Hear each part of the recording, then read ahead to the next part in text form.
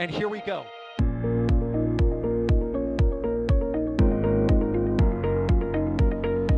There's the W. Here's ignition. Doubling up. Did you just do a Kerbal? Back to the moon and beyond. Put that in the big bag, you know. Back at home, we all have a lot of work to do, but from here, that sure looks like a perfect flow. Propulsion continues to be normal. We did have an observation. Equalize. 343 unfolds to go. It's orange. Water towers can fly!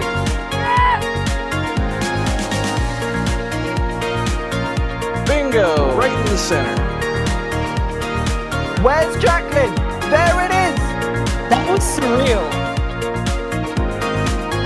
That's not what we want to see. No! Oh my God. Yikes. You bet. We don't need any more of these.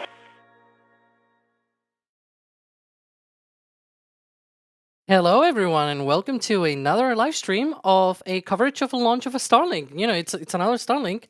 So let's get started. You can see up there, it's Starlink 10-62. We're tracking launch roughly 10:47 a.m. Eastern Time. You know already my name. I'm the guy with the long name here at NSF. You can call me Alex. And of course, we're going to be here for that liftoff. Again, in about 52 and a half minutes from now. I'm going to be hosting today's live stream. So, you know, it's another one of those, I guess. Anyways, I'm not going to be alone, thankfully. I'm going to be joined here in the studio by Ryan Weber. Ryan, how's it going? It's going great. Yeah, here on a Starlink stream. Doesn't happen often, but I'm here. Got my coffee ready to go. How you doing, Alex? I'm doing well. I wish I could drink coffee right now because I'm really kind of sleepy today. But you know, I'm waking up. Hopefully today's stream, you know, it'll help me to wake up. Anyways, so you know, out there, of course, these views are not just out of the blue, like out of nowhere. Of course, out there we have Max Evans helping get these views like this, for example. Very gorgeous view, by the way, of the area. I don't know, Max, if you can maybe say a few words if you want to. Yeah, absolutely. Good morning, everybody. It is a rather pleasant morning here at the Kennedy Space Center, looking over to the Cape Canaveral Space Force Station. A lovely blue sky, a shining sun right in my face, which is always lovely, and not a cloud in sight. So really, weather, it looks about as good as it can get today. So hoping to see Falcon 9 off in about 51 minutes time. Yeah, it's really beautiful out there. Now, of course, today's stream, as usual, there's always a producer, but there's a new producer in town for today's stream. So we have Daniel being on stream today, and he's gonna be pulling all the levers and pushing all the buttons and everything. Jay's gonna be helping him out as well in the background. So congratulations, Daniel, your first launch stream, I guess. In any case, he's already got experience, helping out with Space Coast Live and things like that. So he probably has a few ideas of how it works. But in any case, folks, if you have any questions, tag at NASA Spaceflight in chat or at NSF. We'll be here for the next 50 more minutes, and of course during launch and after launch and things like that. Looking through all the replays. Hopefully today it's going to be gorgeous set of replays and everything. But if you have any questions, again, tag at NASA Spaceflight in chat or at NSF, and we'll answer your questions. Now, in the meantime, Ryan, what's going to be today's flight about? Like, it's another Starlink, right? What's going to be all about? Yeah, so it's another Starlink. Starlink 10-62. It's going to be 29 Starlink V2 mini satellites launching from Slick 40 out in Cape Canaveral Space Force Station. It's going to be a 256 by 267 kilometer orbit, 53 with a 53.16 degree inclination. This is booster 1078-27, so even those later numbers are starting to get up in flight numbers here. We're almost into the 30s on some of these other boosters.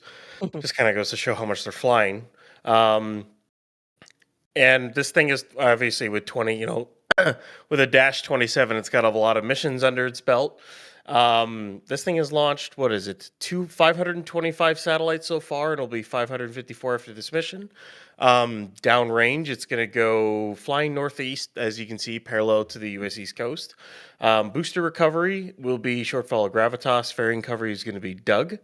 And if we go down the list of everything that's going to happen here, it's SpaceX's 646th launch overall, their 37th launch of this year, and we're almost at the end of March. I think, Alex, we were saying the other day, or I think I said on Flame Trench, they're on track for 166 this year, and that's just with 2 pads. That's not including Falcon Heavy out of 39A.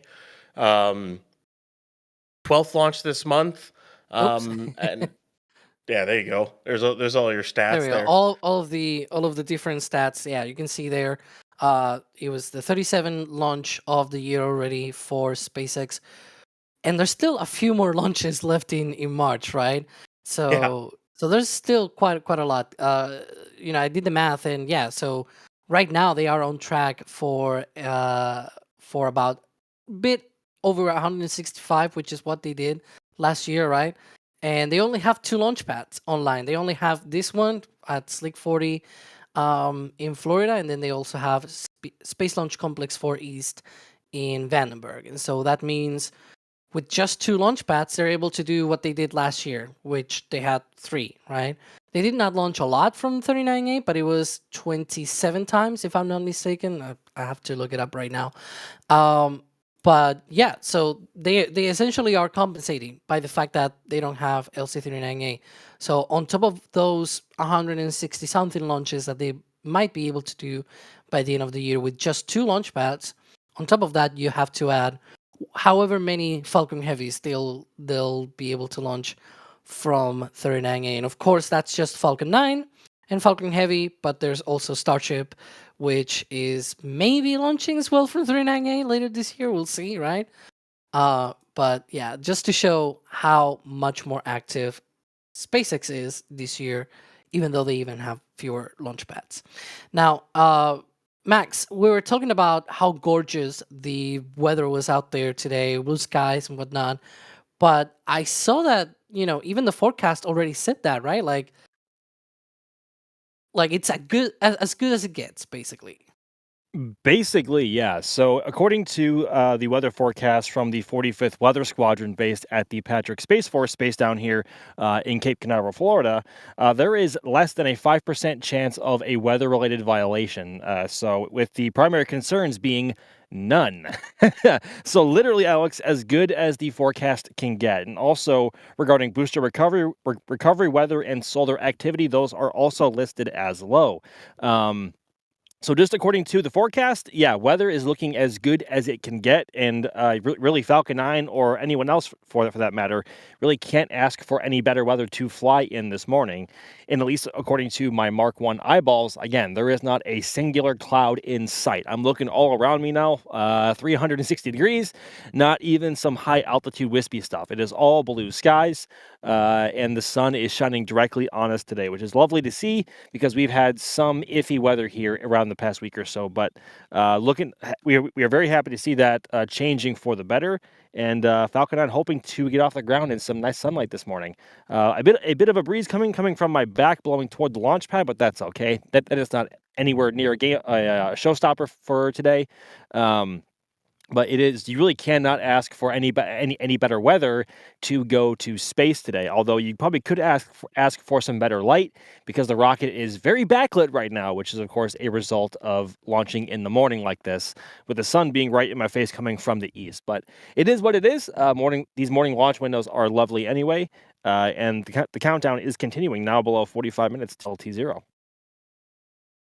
Yeah, and it was funny because it was like what 2 launches ago, or like the last launch where it was quite cloudy and quite horrible weather, and they still went, right? Yeah. Like at least today is quite different. I think that was among the most extreme weather I've ever seen a rocket, let alone Falcon 9, fly in, because there was literally rain falling in between us and the pad, and there was also some rain falling from the perspective of SpaceX's pad camera. with drops of water hitting the lens. So it's like, oh man, and there was a big storm coming this way from the northeast out over the Atlantic coming this way. So we thought, oh man, that might be a showstopper for today. But alas, it was not, and Falcon 9 got off the ground, and we barely saw it through the haze of rain between us and the pad. But alas, weather was just green enough to get off the pad, but really that's all they need to thread that needle. And of course, Falcon 9 got off the ground, but no such threats or worries today. Yeah, I remember we played the replays, and the replay was like 10 seconds. Yeah, I think I was listening to y'all on the broadcast because from where I was, I didn't have a direct pad view. I got a shot of it flying behind the flag, and there was some bushes in the way of the pad there. But I heard Liftoff called out, and I was like, "There's no way! Like actually, this thing's going!" And then of course there it was, that light of the exhaust plume coming up, and I'm like, "Oh my god, she's going! Like they actually sent it." So yeah, that is among the most extreme weather I have ever seen Falcon 9 fly in. But with it being a Starlink mission, SpaceX has a bit more leeway to really test what Falcon 9 is capable of doing. So I really can't blame SpaceX at all for trying, and obviously it paid off that time. Yeah. Oof. Well, let's hope. Obviously, today is definitely much better weather. Of course, let's hope for no repeats of that weather from that day, because oh boy. Well, I'm gonna grab some questions already because I've seen a couple of questions here in chat. One of them is about viewership out there. So Lego Rocket talking about going to Orlando from Fort Lauderdale, excuse me, and asking, "Can I see this?" Well, just looking a little bit at the map, you should be able to see this. Of course, it's a little bit further out. But this launch today is going to the northeast. We were showing before the hazard maps for this launch, talking about the direction and everything. It's going to the northeast, so you should be able to see it. Although, again, it's daylight, right?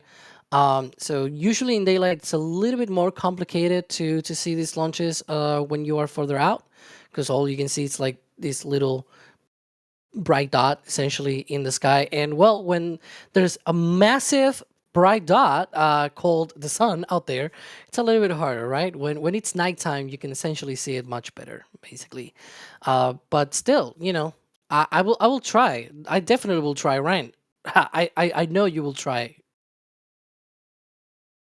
Yeah, you should be able to definitely. I think you'd be able to see it a little bit, even for Orlando. It's not that far away. That's what, an hour, right? Not even. Hour It's or like so? depending on Yeah. where you are, whether you're in like Titusville or you're in like Cape Canaveral, it can be anywhere from 35 minutes to about maybe an hour, depending on where you're going. But just to back up what Alex was saying, yeah, normally even in daytime, you should have, obviously weather pending, you should have a good view out east toward the pad, and you should see it flying. Obviously, you are much farther away, so you are subject to any sort of distortion in the atmosphere, or of course, again, weather with like cloud cover. And in this case, the sun is still very much in the eastern sky, so it is going to be a lot hazier looking in that direction. You should be able to make out the exhaust trail because of course that is incredibly bright and basically unmistakable for anything else. But in terms of the actual body of the rocket, I'm not entirely sure. I've never actually watched from that far away during this time of day so far. But you should see something regardless, assuming there is good weather by you, which, according to our Mark 1 eyeballs here on the coast, there very much should be. And I'm looking behind me now toward the west, which is where, of course, Orlando is from our comparison. There's no clouds over there either. So you should have some visual of it today, for sure. Yeah, hopefully you can see that. And we always say this thing, right? That if you see these rocket launches that we always cover and everything, look out for our social channels, right? On X, on TikTok, and Blue Sky, and all the different places already where to find us, and tag us. Like, show us your experience with us, because it's always really interesting. And it's always quite an experience to share when you see your first launch, no matter however far away you might be. right? Like that's sort of the point. In any case, Ryan, we are 39 minutes away from launch. We should be close to when they start Propellant load, don't we? Yeah, in about a minute or so, the SpaceX launch director should verify for propellant load. And then at T-minus 35 minutes is when RP1 starts loading alongside first stage liquid oxygen. So you load both main tanks on the first stage. And then at T-minus 16 minutes, you'll get the second stage LOX loading. Before that, they have to chill down the TE, which is that lovely 20-minute vent we always see. That's the LOX chill down of the transporter erector in order to bring the systems down to temperature, and then they can start loading the LOX tank. And then Falcon 9 engines begin chill down in T-minus 7 minutes. And then at 1 minute, the flight computer takes over and tank pressurization happens. At T-minus 45 seconds, SpaceX launch director verifies go for launch, and then T-minus 3 seconds, engine startup begins and liftoff, of course, at 0. So we should be right around go for propellant load here in a few seconds, if it hasn't already happened. And then it's usually about another 10, maybe 10 minutes till we might see frost, although it's kind of, I don't know how easy it's going to be to see frost with this kind of lighting. Yeah. The backlighting Yeah, it's the going to be rock. difficult. Yeah, I think. Well, normally we see frost anywhere from around T-minus 31 or 32 minutes if we're lucky. But given the wind direction for today, and also just where the sun is and how the rocket is lit right now, I think it might be difficult to see frost, but we should see vapor off the sides of the tanks, assuming there isn't too much distortion. But we should see something for sure. Yeah. Let's. I think at the very least, for example, like the fumes, the vapors and things like that, right? Sometimes that's usually more visible in this kind of light condition than the frost itself. So we'll definitely keep an eye on that. It should be about 5 minutes from now, so like 3 or 4 minutes after propellant load starts. But yeah, so I'm gonna run through some support because before we started live streaming, there was already some pieces of support here, if you will. Emmanuel here becoming a Param member, for example. Then RF Bit God, for some reason that's weird name, but hey, also becoming a Padrad member, so welcome anyways. And Rick Duff upgrading to Capcom membership, and then Sodimex becoming a Padrad member. So you know already the drill. If you are a member, you have access to our membership program. If you are anywhere from I think Red Team and Padrad are sort of the two lowest tiers, you get access to everything that is, for example, pictures on the back on the membership program. You get live streams, for example, like behind the scenes live streams. For example, when we go live for Starship streams, big Starship streams, we always have some kind of behind the scenes content and things like that, multi-views and things like that. If you are Capcom or above, you get access to our Discord server as well. So plenty of different things in any kind of tier. And we always say this thing as well, that if you are not able to support us monetarily, that's okay as well. You can like and subscribe, and that's already good enough, because that will help the algorithm spread the word, if you will, right? Or share the link, even if you don't want to like and subscribe and all that stuff. Even if you just share the link and share it with a friend, with a family member or something like that, and tell them, hey, there's cool stuff happening, right? And speaking of cool stuff, I'm already seeing a few questions here about Artemis II, because we are very close to the launch of Artemis II. And so Gabriel here is asking, how confident are you guys with Artemis II launching in the first windows of April? Oh, Ryan? boy. Or Max, because you just talked. So Here, you're on Max, it. go first. You go first. You're there. Okay, so I think best case scenario, ideally, what I would like to happen personally is it go right on April 1st within the first half hour of the window, because it will still be in plenty of daylight, and we will see SLS launch in some gorgeous light in pretty much the best conditions possible. But I think first half of the window on April 1st is ideal. My confidence in that, I don't want to go below 50-50 for the sake of sounding or not sounding pessimistic. But as we have talked about or heard from the most recent press conference before it rolled out about a week ago now or so, they're not going to be conducting any more tanking tests or a wet dress rehearsal at all to verify the seals in both the ICPS and then also the LH2 seal. Or the LH2 TSM or tail service mass seal for the core stage, which is known to be incredibly problematic in the past. Although when they on the last wet dress, that seal I think held up, and there was less than a 1% leak rate on average, which is remarkable for hydrogen. But they're not doing that again, and they have since put load into the vehicle, both rolling it back to the VAB and then back out to the pad just a few days ago. And so there's no way to actually verify right now, apart from taking it for launch, if that seal is good or not. So I'm erring on the side of caution. I think I'm going to have to say 50-50 for April 1st. Beyond that, I don't want to put a number on it, but I will say I am confident in it launching in April for sure, at least in the first week. They also have the 30th at the very end of the month, which hopefully they won't need. But if they do need it, that window is entirely in daylight, which is going to be lovely, assuming they need it. But best case scenario, the first maybe half hour or 45 minutes on April 1st would be perfect with good weather. Ryan, what's your take? Yeah, best case scenario is it goes right on April 1st. Knowing SLS and its issues and everything else, I have this feeling they're going to go through the launch campaign on April 1st. They're going to have leaks. They'll change the tail service mast umbilical seals. So they'll scrub on the first, and they'll go like on the third or fourth, depending on how long it takes them to seal the. You said the word. I did say the word. They'll have to change seals, and then they'll have to go at a later date, later in that window. But if they do that, which would be unfortunate, and I hope they don't do that, it means a night launch, not like a late evening launch. And I want a late evening launch because two launches into this rocket, considering how spaced apart the launches are, only it being during the night is just, really. That's brutal. It is brutal, and part of it has to deal with Orion's lack of capability. But that's not on the European Space Agency. That's on the design of the service module to begin with.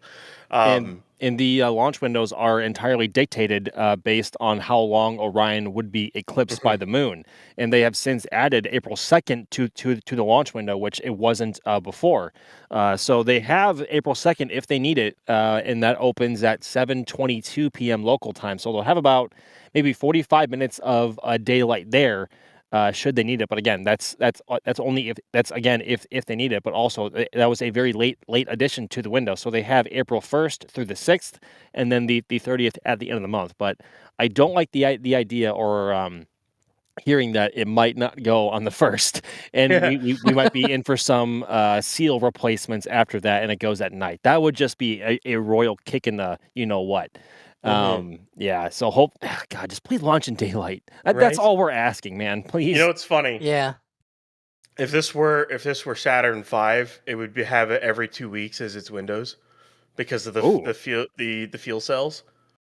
It'd be the normal lunar windows every other 2 weeks because you're not predicated on exposure to your solar arrays.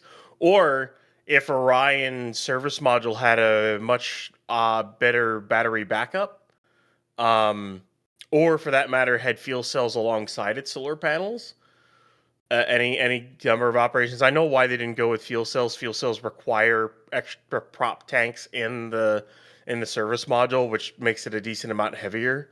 So I know why they didn't go with it. But like if you had more higher capacity batteries or more batteries, you would have had more launch window capability. They kind of tucked themselves into a corner with the way they engineered it, but here we are. It is what it is. Yeah, and it also plays a part in the fact that the second stage, even though we always sort of talk about how expensive and how delayed the exploration upper stage, right? The upgraded upper stage that has now been canceled, but it was under development until very recently.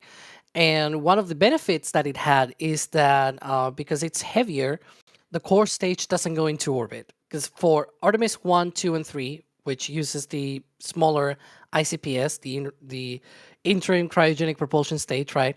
That one is small enough that the core stage basically enters into orbit. And because they don't want to keep it in orbit, they have to do this weird shaped, sort of oval shaped injection orbit, where the perigee is sort of inside the atmosphere, but the apogee is sort of like 2,000 kilometers out there. And because of that, that means you have only one launch opportunity a day. And it's a very restrictive launch opportunity as well. And what this all means is that that's why we have fewer launch windows than, say, for example, when Saturn V was around.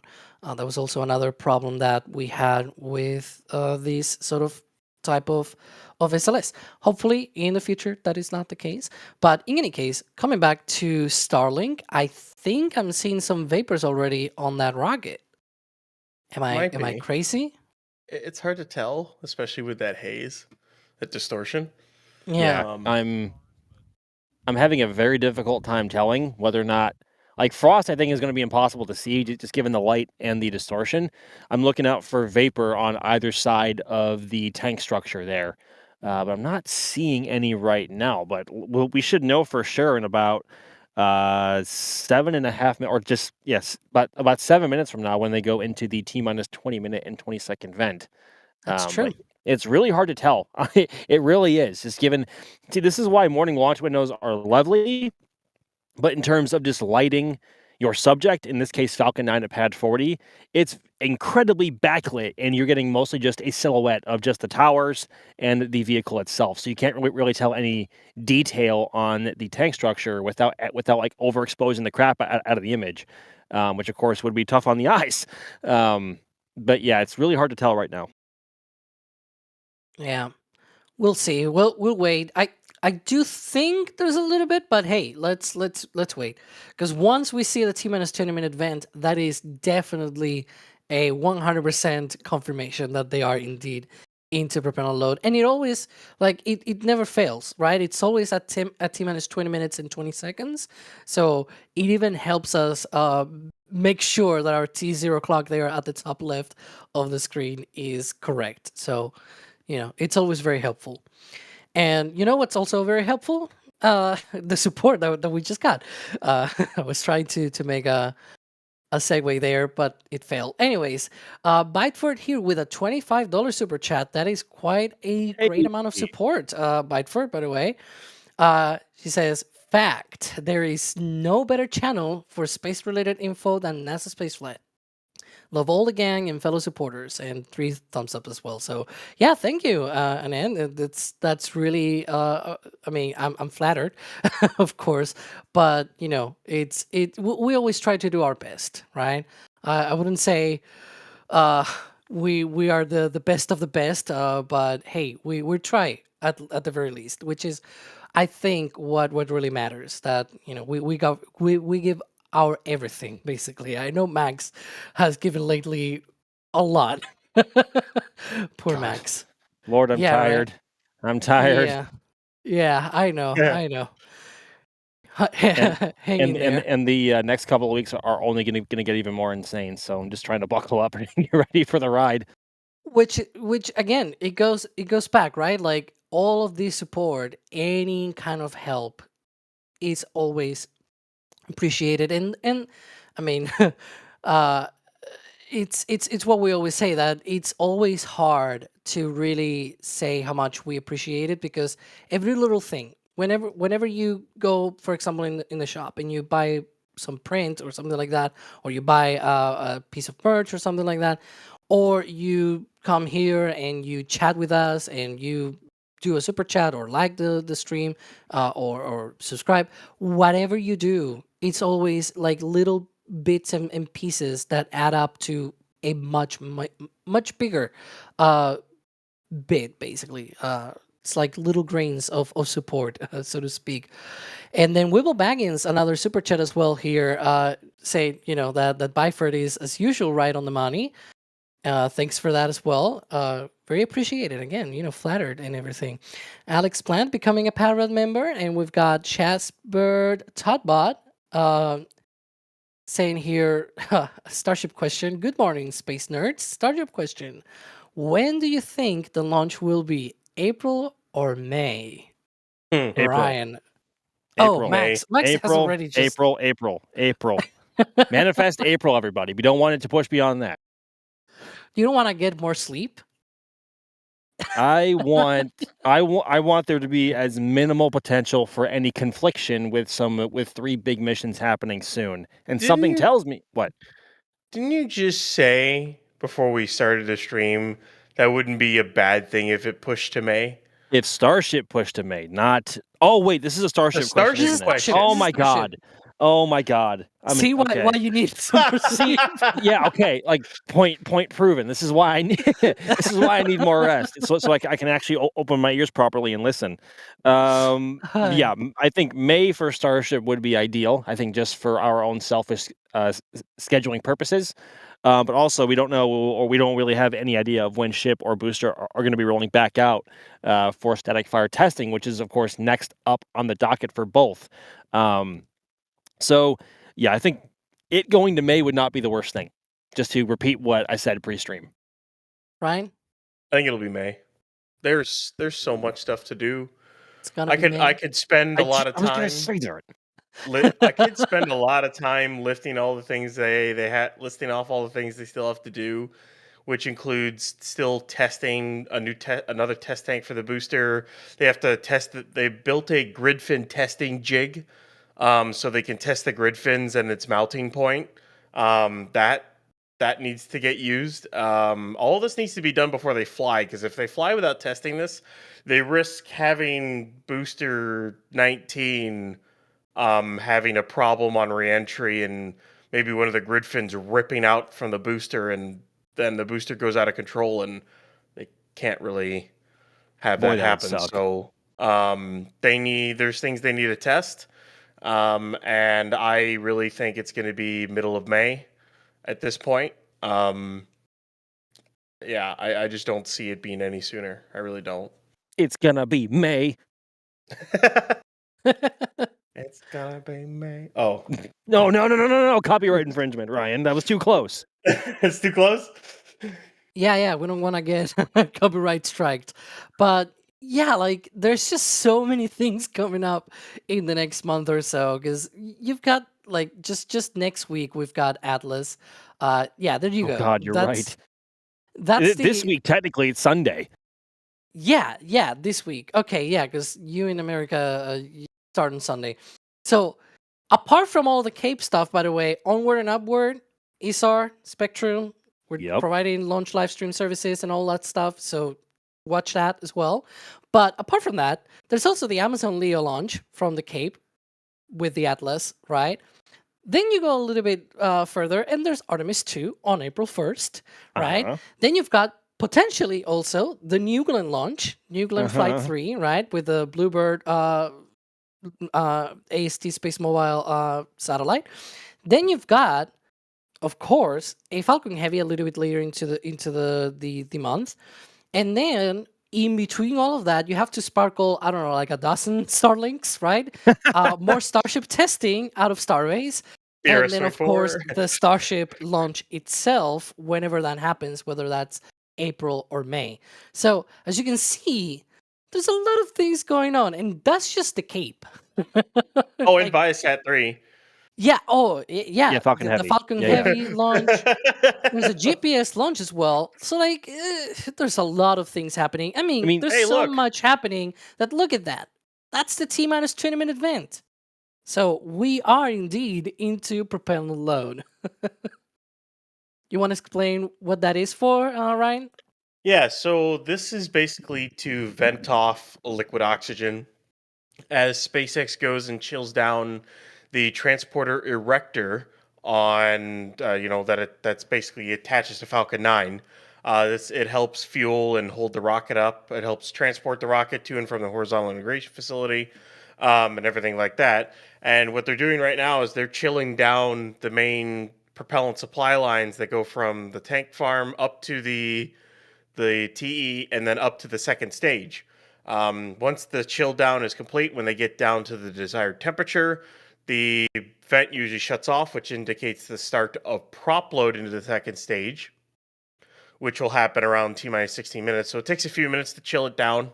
Then they'll go ahead and start, loading of the second stage. Every rocket does it. They have to chill down the lines. You can't just chuck a bunch of cryogenic fluids through a line instantly. You have to slowly chill it down to get it to desired temperature. And especially with SpaceX, since they sub-chill prop, especially whether it's Starship or Falcon 9, they have to get it even colder than say LOX is for SLS or Atlas or even New Glenn. So it gets even colder, so they have to bring the temperature even farther down. I mean, Ryan, you could flow it in without pre-chilling once. Well, here's the thing: you might be able to do it more than once. The point is that if you do it a lot, you will definitely shock cool the lines, and you'll start cracking them. Material I don't fatigue think is you would real. crack them in an instant, but you might be able to do it a few times before the lines aren't usable anymore. But yeah, I don't think it would be instant, but you just don't want to shock cool stuff because it increases the longevity of the lines. And if you because when you chill something down, it contracts a lot, and then you don't want to instantly contract it, like just bring the temperature down in an instant. You want to slowly bring the temperature down, because if you contract it too much, then you start having wear, microfractures, and then eventually the line would just burst. So you don't want to do that. Yeah, and for a pad designed the way Pad 40 is, that's designed to be refurbished and turned around in as little as 2 days to support just the sheer Falcon 9 launch cadence that SpaceX has been able to pull off, at least here from the Space Coast of Florida. So, making sure that your launch pad components, in terms of your GSE or your ground support equipment, ensuring its longevity is paramount. To making sure that you are able to support a high launch cadence on top of the actual vehicle itself. GSE and the vehicle are equally important. It's not just the vehicle; it's also the pad itself as well. Yeah. And we were talking about Starship and everything in the question before. They also do the same for Starship. Like, we see that. Well, we used to see it. We still haven't seen it on the second tower, but they do have this huge vent that comes out from the tower as well when they do the chill down there. So it's a very similar procedure also for Starship as well. You can reclaim it, and now they've started doing that for the OLM, right? We used to see the OLM vent at Starbase and everything on Pad 1. Now for Pad 2, they reclaim it, right? Or at least partially, right? Yeah, they reclaim as much as they can now on the newer pad. At least on the mount side, there's still a massive tower vent that they have. Yep. In any case, I was gonna say I was gonna grab a few questions, but I see a super chat here, Max, for you. This is Mike Seeley. I already know who that is. Hey, and he says, fact, Max equals cool. So there you go. And also get him an app. Yeah, we'll try to get to that as soon as we see the launch and go through the replays and everything. We'll quickly get him on a bed. Mike is the man. Thank you very much, man. I appreciate your support. Yeah, I see his pictures in X and everything, and yeah, really cool. He got a banger this morning with SLS and the sunrise. He got an absolute banger. It was beautiful. So please go check out Mike Seeley on social media if you can, please. That dude is a legend. I'm gonna take now a few questions, and for example, Anthony McQuaid here asking, will Artemis II affect Falcon 9's launch cadence? And that's a very fair question, because There are things such as closures around the base, right? And things such as shared commodities and whatnot that might come into play. So, do we think it's going to affect the Falcon 9 launch cadence? Maybe Max, your local? It certainly can. I mean, just based on commodities alone, it certainly can. But also in terms of range priority, I think SLS would have the clear range priority unless there is a GPS or a national security mission also launching in a similar period of time, which there might be, for all we know. But I think in most circumstances, given SLS's placement on the schedule and how long it's been there, SLS would have the range priority. So it certainly could, but we have seen the fact that it hasn't affected it a ton in the past. I mean, granted, it's been almost 3.5 years since SLS last flew, and SpaceX was not launching Falcon 9 150 plus times a year at that point. They are now.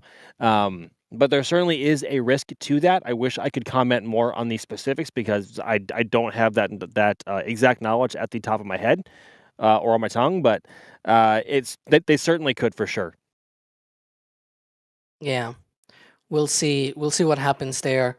And one of the other things as well, I was gonna say that because Falcon 9 launches so often from Sleep 40, I mean, this is a 3-day turnaround, but they've done 2 days turnarounds. For example, the previous launch was after 2 days from the previous one, so like it's usually like either 2 or 3-day turnarounds depending on which mission. They usually alternate and whatnot. The next one is gonna be like 3.5 days more or less, because it's sort of in nighttime conditions. But yeah, so because of that, that means that there's no way that, because the Artemis II countdown is like 3 days, right? Like Yeah. you start on the 30th, then the 31st, and then the 1st, right? And so there's no way that there's not going to be at least the capability from SpaceX to launch at least a Starlink in any of those 3 days. But will they be able to because of range priority or range support systems and commodities or whatnot? So it's a fair question, right? There's gonna be a high chance that SpaceX will be ready, but maybe they will not be able to do it. So we'll see. We'll see what happens. And we have here another super chat as well that I forgot to pick. Sorry, Sailing 7523 saying after Apollo 13 they added an emergency battery and extra oxygen tank for better lifeboat scenarios for the latter Apollo missions. So yeah, that goes back to the whole discussion that we had before about different launch windows and the capabilities of the service module of Orion versus what they were able to do with Apollo and things like that, which allowed them to be able to see, longer nighttime conditions and eclipses and whatnot. Is that right, Ryan?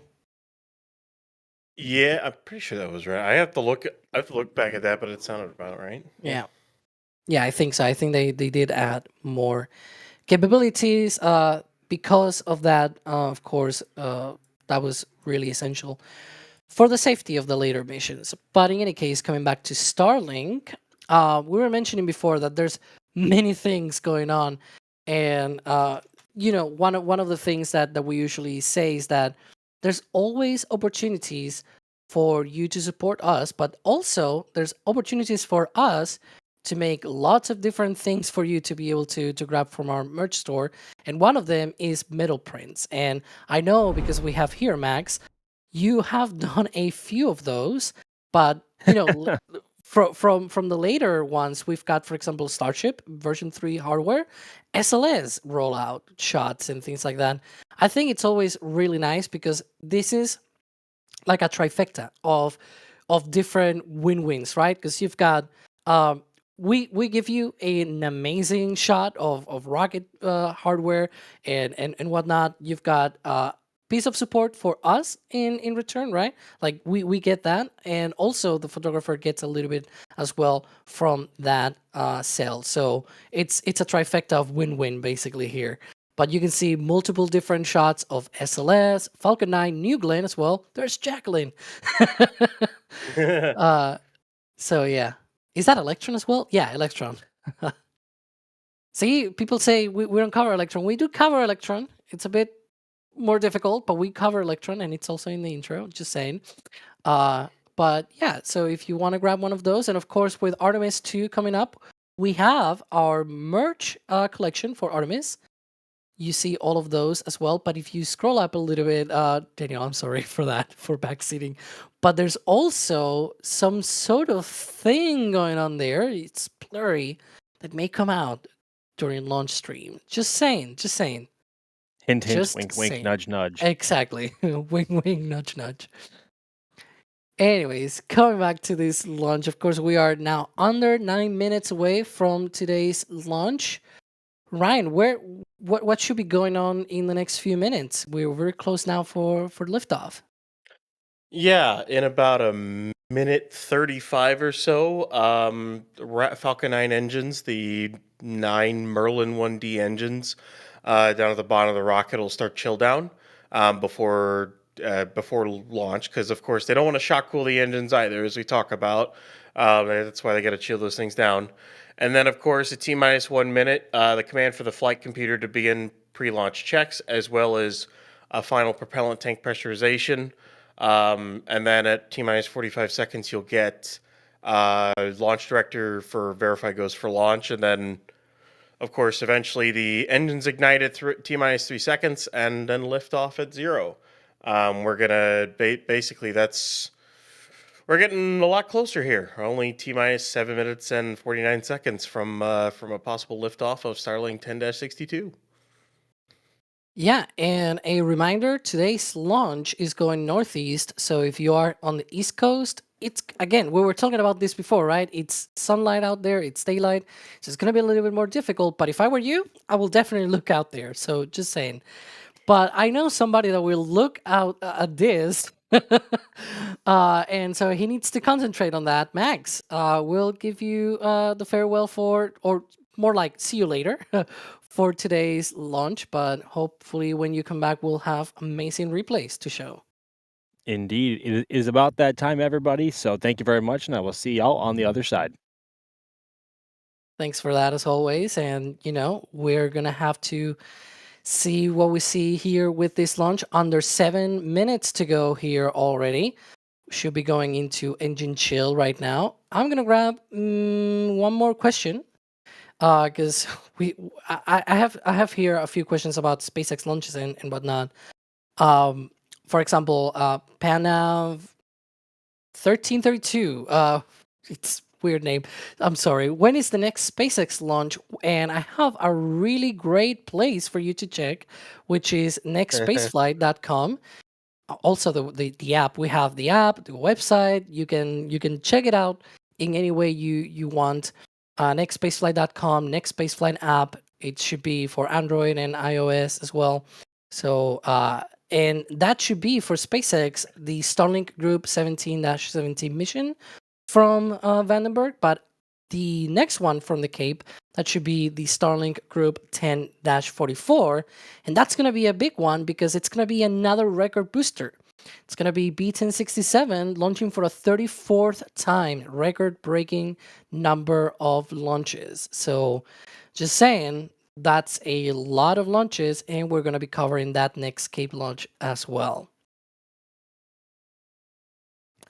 Yeah. Okay, technically, this is the next SpaceX launch. Yeah, thanks, Austin. we're talking about the next after this one. You caught me there. Okay, sure. But you know what I meant. In any case, but yeah, this is the things that usually chat is always right on top of me here with the puns. We should be now getting close to Stoneback Retract, about 5 minutes away from launch. Again, if you have any question, now is the moment. We may grab one last question before we go into the final minutes. So just say and tag at NASA Spaceflight in chat and NSF. We'll grab it. But again, very close to the end here. Because we are just getting very, very close. Next thing should be strong back retract. We should see a very great view there with those clamps opening. The strong back itself, that support structure will retract about 1.8 degrees away from the rocket. And then this is a gorgeous view. Look at that. Like The the new sun, landing zone right there. the landing zone, the blue of the ocean, the green of the grass. And we turn to the other side as well. ULA a little bit with the subliminal marketing there. But yeah. And then yeah, so some people asking about Starship and how many launches we expect for SpaceX this year. Look, we're getting close to the launch, but I'm gonna say we're gonna answer those later after the launch. How about that? Because they're not about the Starlink, so we'll answer those after the launch. While we wait for the replays and whatnot. So 3 minutes to go. I see already the clamps have opened on the strong back. We should be getting close to stage 1 liquid oxygen load complete. And this is the, we're asked about Starship, but I have Ryan here, so I cannot contain myself. This is still about slower than Super Heavy now, right? Like Super Heavy Yeah. can be loaded in about this time. They should be able to load an entire Starship stack in less time than it takes them to load an entire Falcon 9 stack. And that it's first and second stage, which is because they load the second stage in about 16 minutes. Or about 15 minutes is the second stage load. There's a chance that Starship might be loaded in like 20 minutes. And how much more prop does the ship have over the second stage? I'll have to do that math. It should be about oh, there we go. I just heard the stage 1 load is complete. And then so we've got about 100 metric tons of propellant on the second stage. And Starship, yeah, it's 1,500. So it's about 15 times more. So yeah. Speaking of the second stage, that liquid oxygen load should be wrapping up on the second stage in just a few seconds. And then we should get the strong back vent back and also the gas closeouts as well. Because now Falcon 9 should be loaded with propellants, completely topped off, right? And so what happens is that the next thing that they should do is protect all of the ground systems. And so they do these things that they call pushbacks and vent out all of the pressure lines. You can see there now that that procedure of venting out the remaining gas on the line, and also all of the pressurization, because some of these lines are pressurized, right? And so they have to release that pressure, save them for launch, getting ready for that. 15 seconds from now should be going into startup. That is when Falcon 9 takes control of the count. And there's like a gazillion different automated checkouts that happen when that is initiated. And looks like they have entered startup, so that is great. Now, next up should be the launch director giving their go for launch. And so I'm going to keep an ear on that and see if we get that. But I'm sure we're going to get that because it's a very gorgeous day out there. And they are just gave the go for launch. So 35 seconds from now, we should see that Falcon 9 lifting off from Space Launch Complex 40. Again, 29 Starlink V2 mini satellites going into low Earth orbit. Launch will be going to the northeast. Booster B1078 flying for a 27th time. We'll be landing out there on the drone ship as chauffeur of Gravitas. 12 seconds to launch.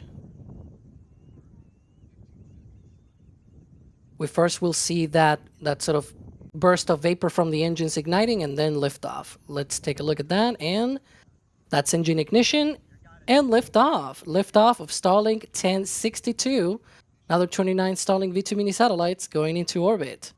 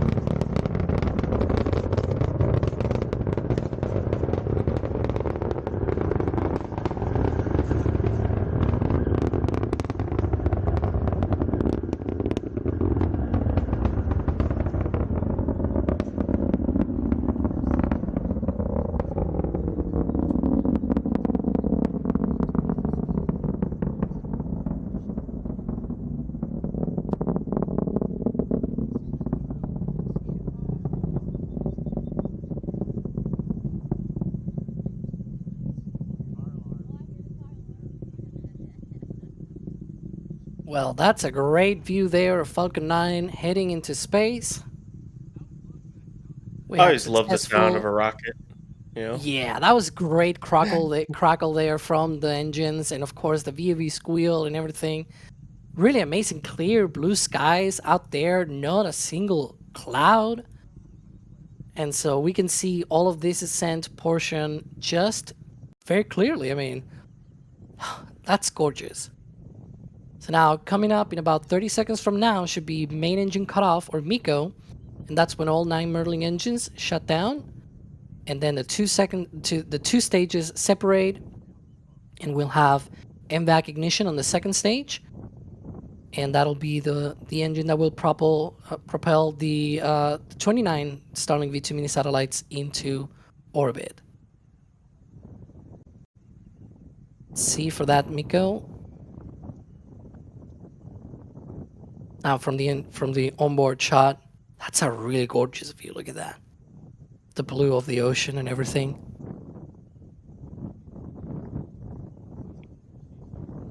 Okay, And there's MECO. down. Stage separation. And there we go. Ignition of the second stage. Now getting that nozzle getting to glow.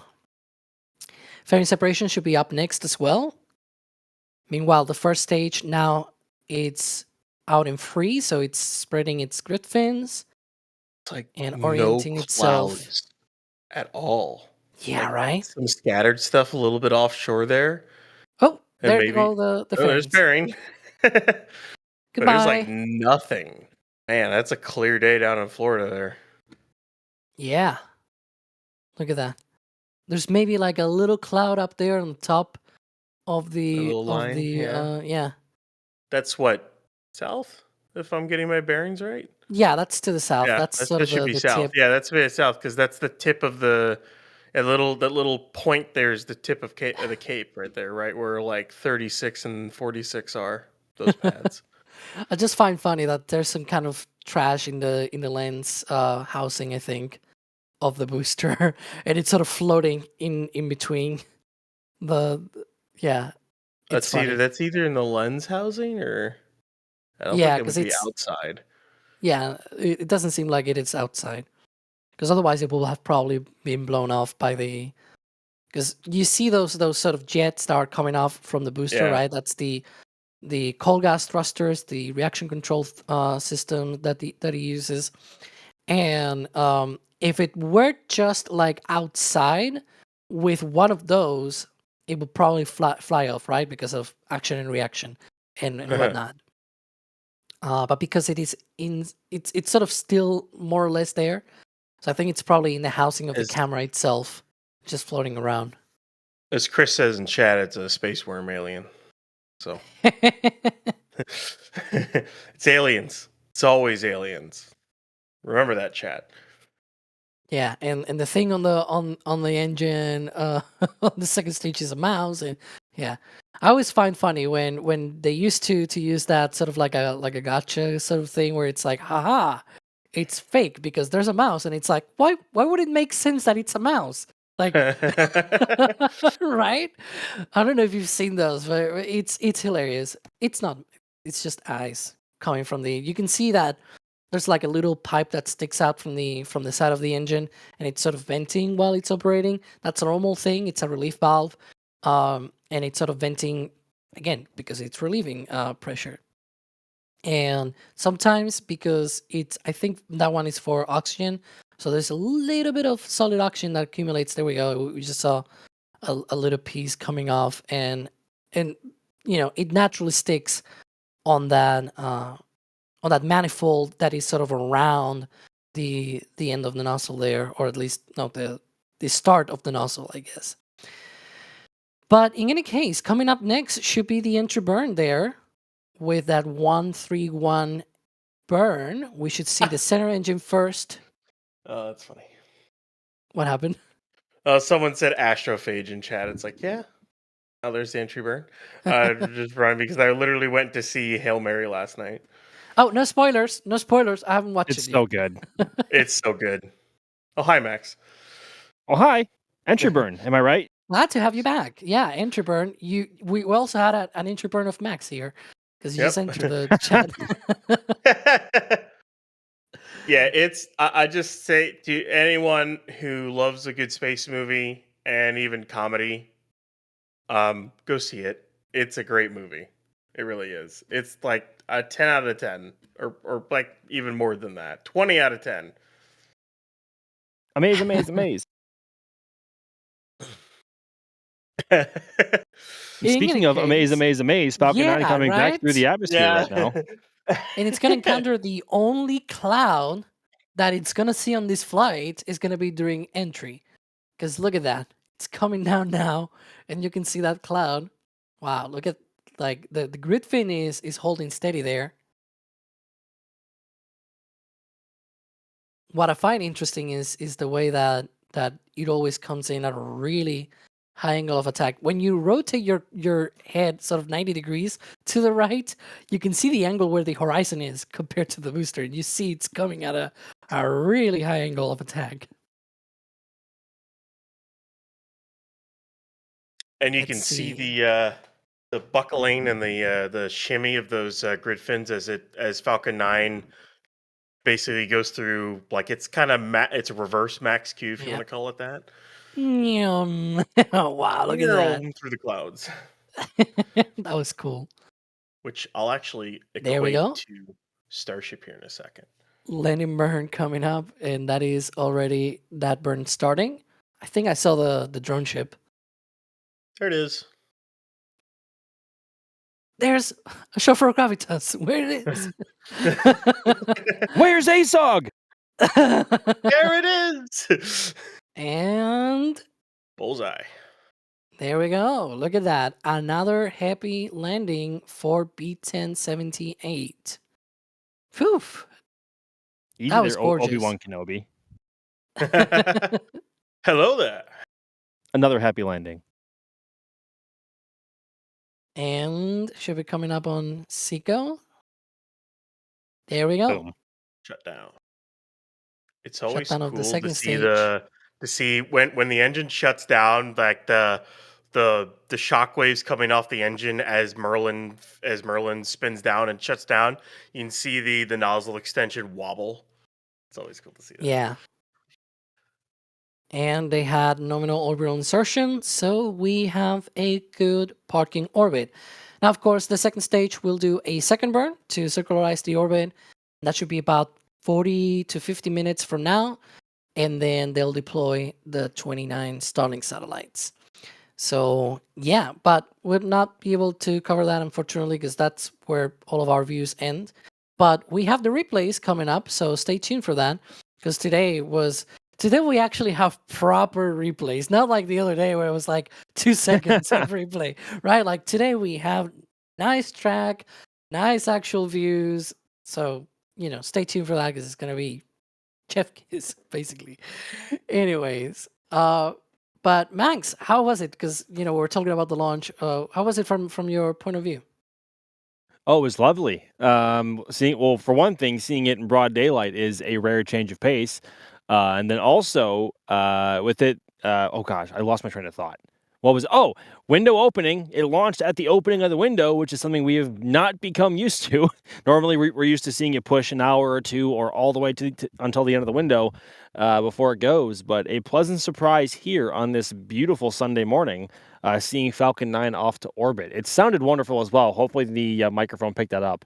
But again, as we said earlier at the opening of the show, you really could not have asked for any better weather to launch a rocket in and head to space. Maybe a bit better lighting, but weather-wise, it was just about perfect today. Yeah, that's really. It was. I'm seeing a few messages already about the replays. Yeah.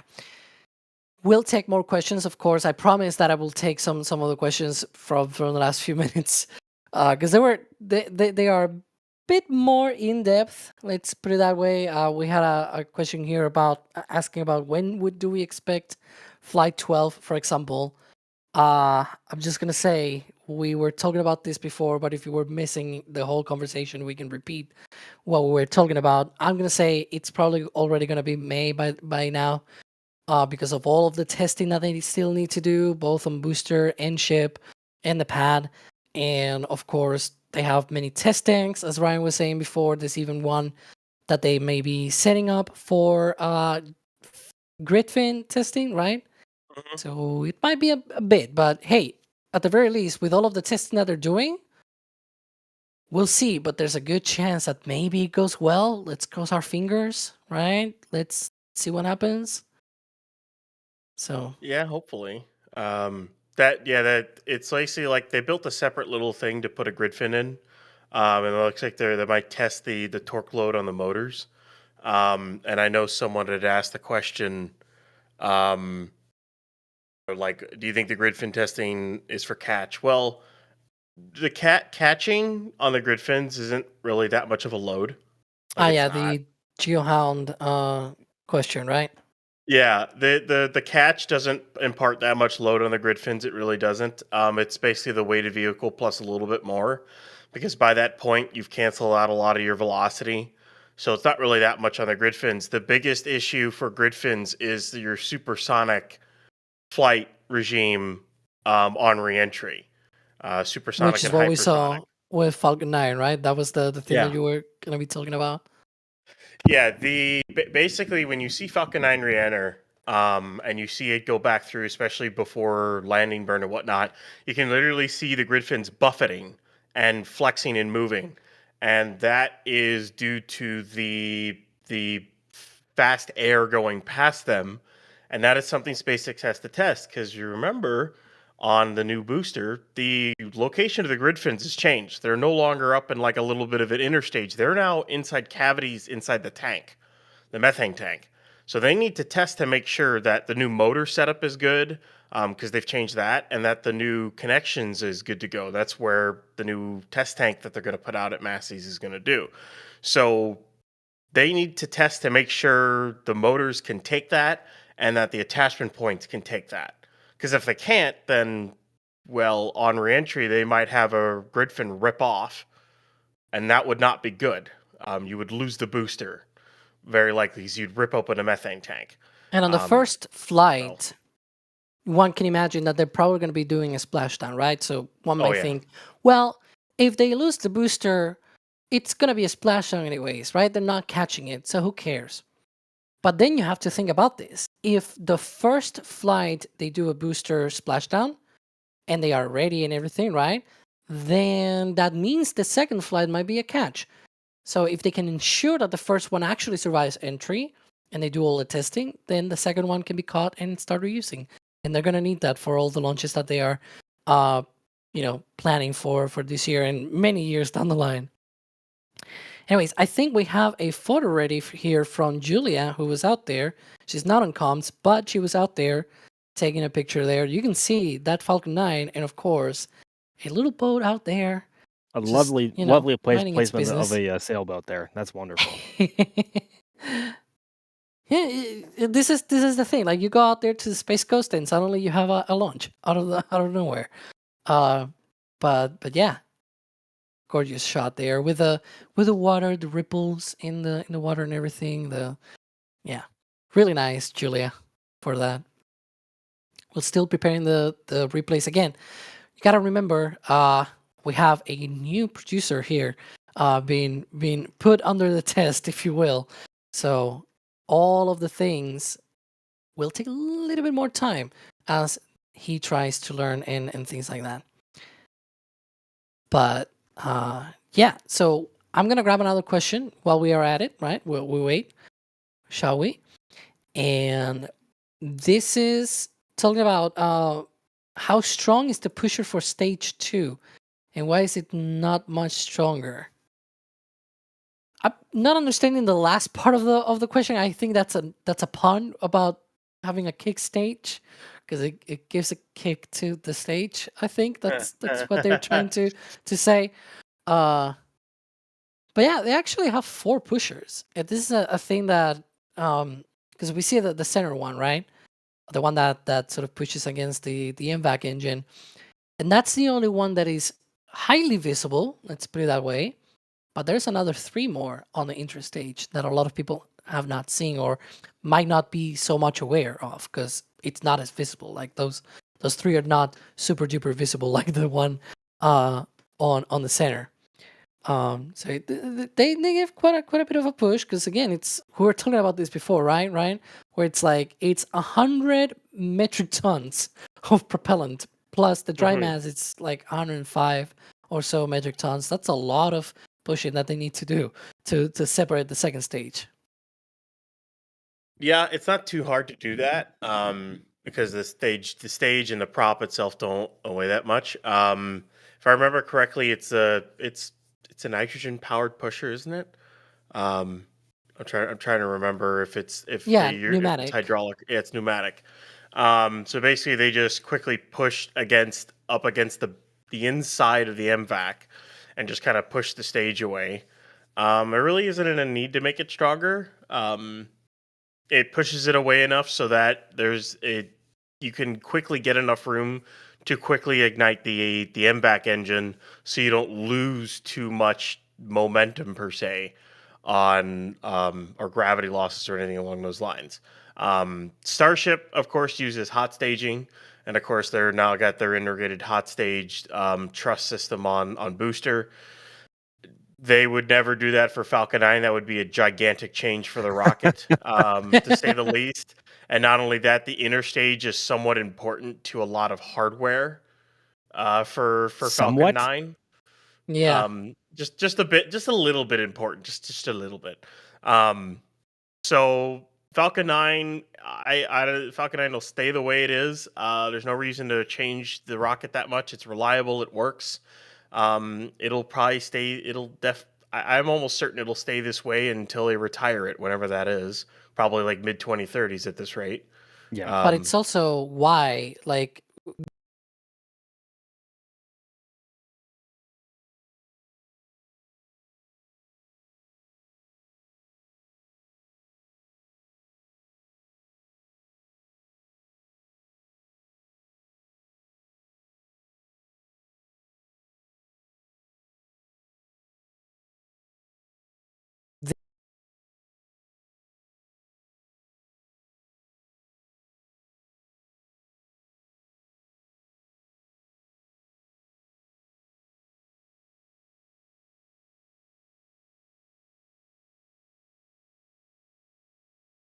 hang on, trying to fix it.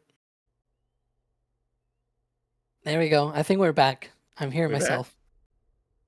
We back? Hello. Okay, we're back. And yep. Yeah, we're talking about how massive or how many of these pushers they will need if they were to put this on Starship, right? It's a lot of more mass, more inertia, and everything. So even back when they didn't have hot staging, they still said like, nope, we're not doing pushers. Yeah, the day of Falcon 9 hot stages is going to be a bad day. Yeah, that's a real bad day. But also with Starship utilizing hot staging, that eliminates them needing any sort of ullage thrusters at stagings because you already have. Yeah. I think I lost my headset there for a second. Sorry. Now we have Max. Yes. Now we have Max losing. Oh man. Yeah. Oh no. Because you already have these super heavy booster pushing against the ship, all of the propellant on ship is already settled towards the bottom of the tank, which is what you would otherwise need ullage thrusters for. So hot staging eliminates your need for that, and of course after that you have the header tanks, which are pressurized to a very high pressure. So at that point you don't need ullage as well. So hot staging has a lot of benefits, but also increased risk. But Falcon 9 does not need to use that, thankfully. Yeah. And yeah, I was trying to see what happened there. Somebody tripped on cable. I think it was Chris. He was saying that in chat. But yeah, that already tells you how much of a Yeah. Sorry, I'm getting distracted here by some of the questions, some of the comments in chat. You all always distract me. Speaking of distractions, I guess we should take a look at the replays because this is the nice one because we can see the actual launch again. Let's hit the replays. Let's see.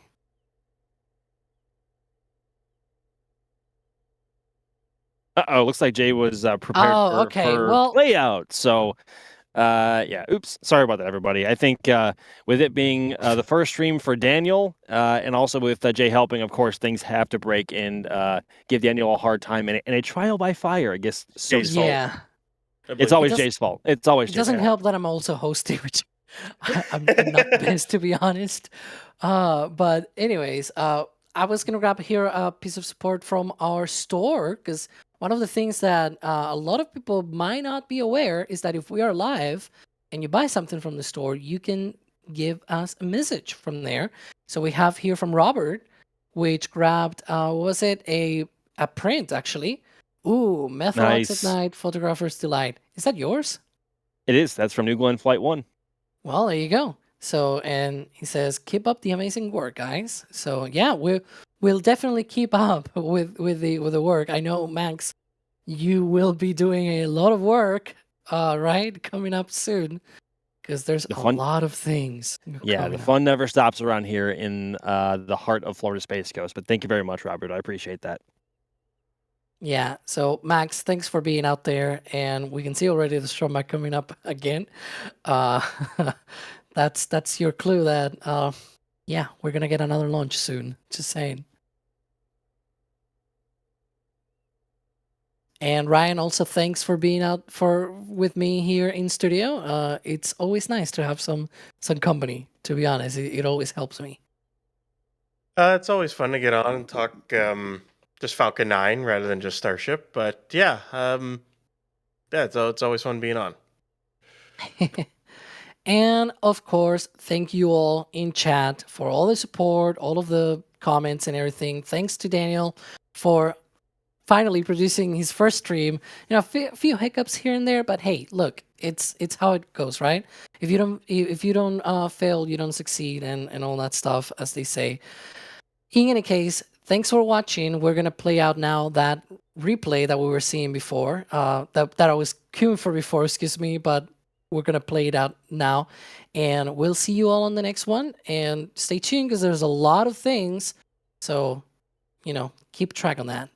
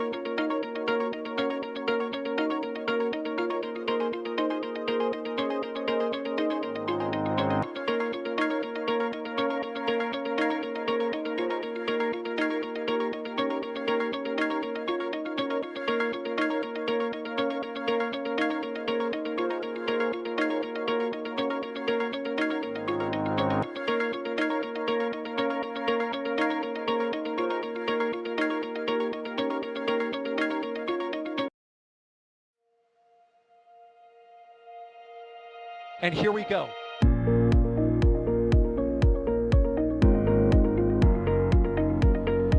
There's the W. Here's ignition. Doubling up. Did it just do a Kerbal? Back to the moon and beyond. Put that in the big bag, you know. Back at home, we all have a lot of work to do, but from here, that sure looks like a perfect world.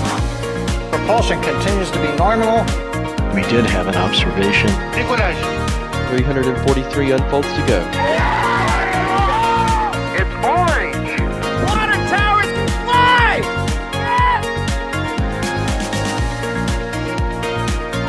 Bingo! Right in the center. Where's Jacqueline? There it is! That was surreal. That's not what we want to see. No! Oh my God. Yikes. You bet. We don't need any more of these.